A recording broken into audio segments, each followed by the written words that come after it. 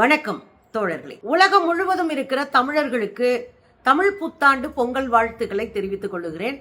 எல்லா கஷ்டமும் ஓடி போய் இன்பமும் மகிழ்ச்சியும் செல்வமும் நிறைய மனநிறைவான வாழ்க்கை அமைவதற்கான வாழ்த்துக்களை தெரிவிச்சுக்கிறேன் தோழர்களே. எல்லாரும் சிறப்பா பொங்கல் கொண்டாடுவீங்கன்னு நம்புறோம். இன்னைக்கு பொங்கலை வச்சு நமக்கு அல்வா கொடுத்த மோடி கதை தான் பேச போறோம். பொங்கல் வைக்கிறேன்ற பேர்ல தமிழ்நாட்டுக்கு அல்வா கொடுக்க பார்த்தாரு. வழக்கம் போல தமிழ்நாடு அடிச்சு ஓட விட்டுருக்கு.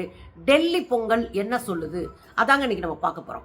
டெல்லியில வழக்கம் போல வருஷம் எல்முருகன் அண்ணா வீட்டுல பொங்கல் கொண்டாடுறது வழக்கம். அந்த பொங்கல் விழால ஒரே சீஃப் கெஸ்ட் தான். அவரு நம்ம நாட்டினுடைய பிரதமராக இருக்கக்கூடிய மோடி தான் கலந்துப்பாரு. அதுல தமிழினுடைய பெருமைகள் எல்லாம் பேசுவாரு. அப்புறம் பொங்கல் வாழ்த்துக்கள்ன்றது பதிலாக பொங்கல் அழுத்துங்கள்னு நம்ம ஆட்கள் அதை ட்ரோல் மெட்டீரியலா மாத்துவாங்க. இதுதான் வழக்கம் போல் நடக்குது. இந்த ஆண்டும் அதுதான் நடந்திருக்கு. எல்முருகன் அவர்களுடைய இந்த பொங்கல் விழாவில் தமிழ்நாட்டினுடைய பாஜக தலைவர்கள் எல்லாம் மொத்தமா கலந்துட்டு இருக்கிறாங்க. அண்ணாமலை, தமிழிசை எல்லாரும் பாரபட்சம் பார்க்காம கலந்துட்டு இருக்காங்க. ஒண்ணு. ரெண்டாவது, தமிழ்நாட்டுல இன்றைக்கு பரபரப்பாக ஓடிக்கொண்டிருக்கிற பராசக்தி படத்தினுடைய ஹீரோவும் வில்லனும் அழைக்கப்பட்டிருக்கிறாங்க. ஜெயம் ரவியும் சிவகார்த்திகேயனும் அழைக்கப்பட்டிருக்கிறாங்க. இதுல என்னங்க பிரமாதம் இருக்கு அப்படின்னா, இதுக்குள்ளதான் அரசியலே இருக்கு. மோடி எதை செய்தாலும் அதற்குள்ள ஒரு அரசியலோடு செய்வார்கள். தமிழ்நாட்டினுடைய தேர்தல் நெருங்கிட்டு இருக்கிற இந்த வேளையில இந்த பொங்கல் பண்டிகையை அரசியல் பண்டிகையாக மாற்றுவதற்கான ஒரு அடிப்படையான வேலையை பாஜக செய்துட்டு இருக்கு. அதுல ஒண்ணுதான் பராசக்தி டீமா அழைச்சது. பராசக்தி டீம் போய் பொங்கல் விழா கொண்டாடுறதுல என்னக்கா சிக்கல் அப்படின்னு உங்களுக்கு தோணும். அதுல பல அரசியல் பேசுவதற்கான முடிச்சுகளை போட்டு வச்சிருக்கு பாஜக. இதுல முதல்ல என்ன பேசலாம்? காங்கிரஸ் மொழியை திணிச்சது, அதுக்காக தமிழ்நாடு போராடுச்சு அப்படின்ற ஒரு பிம்பத்தை பாஜக கையில் எடுக்கும். பாஜக ஒன்னும் யோகி எல்லாம் கிடையாது. இன்னும் சொல்ல போனால் மொழியை அழிப்பதற்கான பல நவீன உத்திகளோடு வருகிற ஒரு கட்சி எது என்றால் பாஜக. நீங்க மும்மொழி கொள்கை, அதுல உங்களுக்கு பிடிச்சமான எந்த மொழியும் படிக்கலாம் அப்படின்னு பின்கேட்டு வழியா நின்னுகிட்டு, நான் மணிப்பூரி படிக்கணும்னா வாத்தியார் இல்ல, நான் போஜ்பூரி படிக்கணும்னா வாத்தியார் இல்ல, நான் மைத்திலி படிக்கணும்னா வாத்தியார் இல்ல அப்படின்னு சொல்லக்கூடிய உள்ளடி வேலைகளின் மூலமாக திரும்ப திரும்ப ஹிந்தியையும் இன்னொரு மொழியாக இருக்கின்ற சமஸ்கிருதத்தையும் படிக்க வைக்க வேண்டும் என்ற அஜெண்டாவோடு இறங்கியிருக்கு இந்த கும்பல். இன்னும் சொல்ல போனா மூர்க்கத்தனமாக மொழியை திணிக்கிற அயோக்கியத்தனத்தை தமிழ்நாட்டில் செஞ்சிட்டு இருக்கிறது பாஜக. அதுக்கு ஒரு உதாரணம் சொல்லலாம்னா, 2500 கோடி ரூபாய் PM ஸ்ரீ ஃபண்ட் மூலமா தமிழ்நாட்டின் கல்விக்கு வந்திருக்கணும். ஆனா PM ஸ்ரீ ஃபண்டை நாங்க எப்ப கொடுப்போம் அப்படின்னா, நீ மும்மொழி கொள்கையில கையெழுத்து போட்டாதான் கொடுப்போம் அப்படின்னு சொல்றது பாஜக. தமிழ்நாடு நீங்களாக மும்மொழி கொள்கை என்று கையெழுத்து போட்டு கொடுத்தது காங்கிரஸ். இந்த ரெண்டையும் தெளிவான அரசியலோடு புரியணும். நாம போராட்டம் நடத்தி நமக்கான உரிமையை பெற முடிஞ்சது. ஆனா இன்னைக்கு அப்படி கிடையாது அப்படின்றதையும் சேர்த்து புரியணும். எனவே காங்கிரஸ் தான் மொழியை திணிச்சிச்சு, நாங்கெல்லாம் யோகியர்கள் என்கிற ஒரு பிம்பத்தை பேச்ச உருவாக்குறதுக்கான ஒரு வேலையும் இதுல இருக்கு.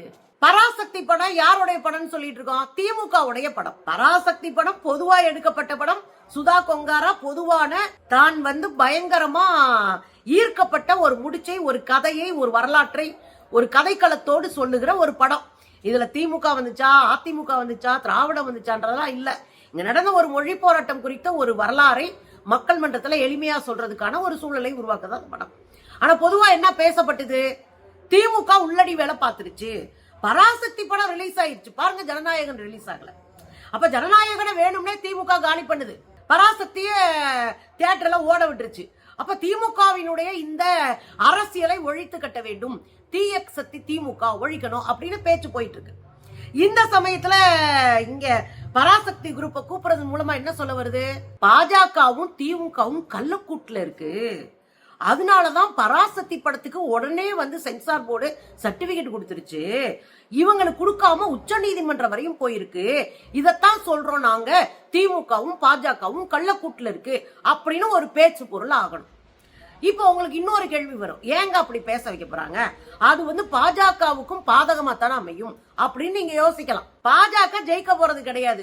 பாஜக தமிழ்நாட்டுல எவ்வளவு முக்கினாலும் தமிழ்நாட்டில் இருக்கிற அரசியல் கட்சிகளோடு ஒட்டுணியாக ஒட்டிட்டு தான் ஜெயிக்க முடியும்.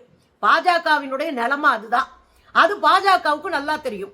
நான் ஜெயிக்க மாட்டேன், ஆனா அவன் ஜெயிக்க கூடாது. அதுதான் இதுக்குள்ள இருக்கிற அரசியல். அதனால திமுகவை தீய சக்தியாக பாஜகவின் கள்ளக்கூட்டாக காட்டுகிற ஒரு அயோக்கியத்தனம் தான் இதுக்குள்ள இருக்கு அப்படின்னு பேச வைக்கலாம். அதுக்கப்புறம் இன்னொரு பேசு பொருளா இருக்கு. மோடி சிவகார்த்திகனுடைய கைய பிடிச்சு பேசினார் தெரியுமா? இப்ப தெரியுதா சிவகார்த்திகன் யாருன்னு? மோடி ஆளுயா கைய பிடிச்சு பேசினார் பாத்தீங்களா? அதனாலதான் விஜய வந்து பழி வாங்குறாங்க அப்படின்னு பேசுறதுக்கும் ஒரு வாய்ப்பை உருவாக்குவது. இப்படி பலகட்ட அரசியலை பேசுறதுக்கான அப்படியே ஸ்க்ரூ கொடுத்து விட்டுட்டு உட்காந்து வேடிக்கை பார்க்கறது. ஏன்னா பாஜகவுக்கு இழக்க தமிழ்நாட்டுல ஒண்ணுமே இல்லை. ஆனால் நமக்கு இருக்கு. நமக்கு அரசியல் அதிகாரத்தில் இருந்திருக்கோம். நாம தமிழ்நாட்டினுடைய மாநில உரிமையை சுயாட்சியை பாதுகாக்க வேண்டிய பொறுப்பு நமக்கு இருக்கு. பாஜகவுக்கு எதுவுமே இல்லை, வெறுங்கைய வீசிக்கிட்டு நடக்கிறது. இதுல சிவகார்த்திகேயனையும் விஜயையும் இந்த ரசிகர்கள் மன்றத்துல கோர்த்து வருகிற ஒரு அயோக்கியத்தனத்தையும் இந்த பொங்கல் விழாவில் செய்யலாம் அப்படின்னு பிளான் பண்ணாங்க. ஆனா சிவகார்த்திகேயன் பக்காவா சம்பவம் பண்ணி விட்டுருக்காரு. என்ன சம்பவம் பண்ணாரு? சிவகார்த்திகேயன் இந்தியா டுடே பத்திரிகை கேள்வி கேட்குது, நீங்க பிரதமரை சந்திச்சீங்களே, என்ன சந்தோஷமா இருக்கா அப்படின்னு. உண்மையிலே சந்தோஷமா இருக்குங்க. ஏன்னா அந்த நாட்டினுடைய பிரைம் மினிஸ்டர் அவரு, நான் அந்த நாட்டினுடைய குடிமகன். ஒரு குடிமகன் ஒரு நாட்டினுடைய பிரைம் மினிஸ்டர் சந்திக்கிறதுல மகிழ்ச்சி. குண்டு அவுட்டா? இதுல என்ன பொருள் தெரியுதுங்களா? நான் அந்த நாட்டோடைய பிரஜையா, பிரைம் மினிஸ்டர் கூப்பிட்டாருன்னா வர முடியாதுங்களான்னு சொல்ல முடியாது.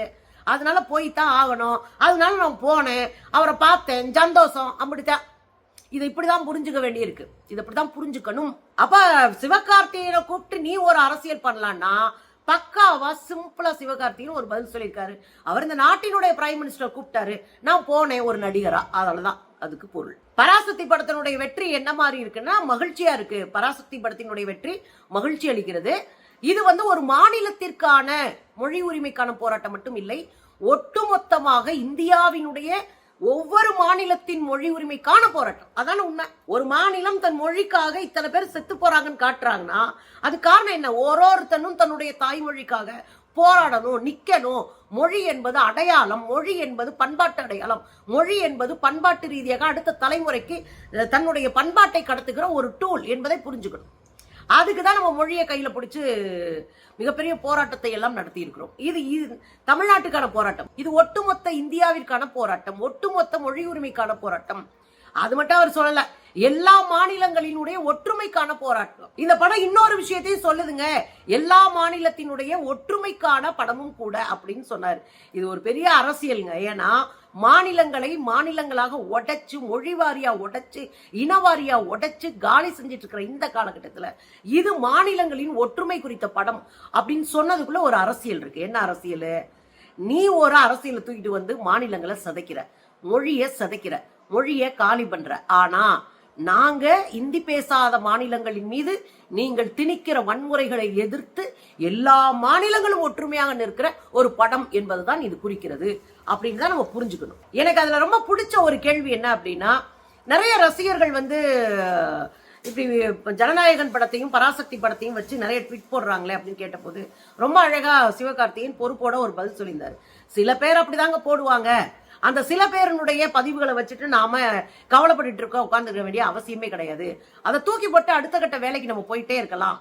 காரணம் என்ன அப்படின்னா, சில பேர் அப்படிதான் பேசுவாங்க, ஆனா பல பேர் என்ன பேசுறாங்க, பலரும் கொண்டாடுகிறார்களா, அதை பார்த்து நம்ம போயிட்டே இருக்கணுங்க அப்படின்னு ஒரு பதில் சொன்னாரு. உண்மையிலேயே அதை கொண்டாடணும். நேத்து சுதா கொங்காரா ஒரு பதிவு போடுற அளவுக்கு இரிட்டேட் பண்ணி அவங்கள கவலைப்பட வச்சு காலி பண்ணுச்சு இந்த விர்ச்சுவல் வாரியர்ஸ் என்று விஜயால் கொண்டாடப்பட்ட தற்குறி கும்பல். என்ன பண்ணாங்க? சும்மா போய் கீழே போய் கண்டா மாதிரி பேசி, ஒருமையில பேசி, அவமானமா பேசி, அசிங்கமா பேசி எல்லா வேலையும் பார்த்தாங்க. அந்த அம்மா சொல்லிட்டாங்க, முகமுடிய போட்டுக்கிட்டு நீ உள்ள வந்து முகமே அற்ற ஒரு ஐடியில இருந்து நீ வெளியே வந்து நின்றுக்கிட்டு நீ பேசுறதெல்லாம் ஒரு பொருட்டே கிடையாது அப்படின்னு தூக்கி நொட்டாங்கையில தட்டிட்டு போனாங்க.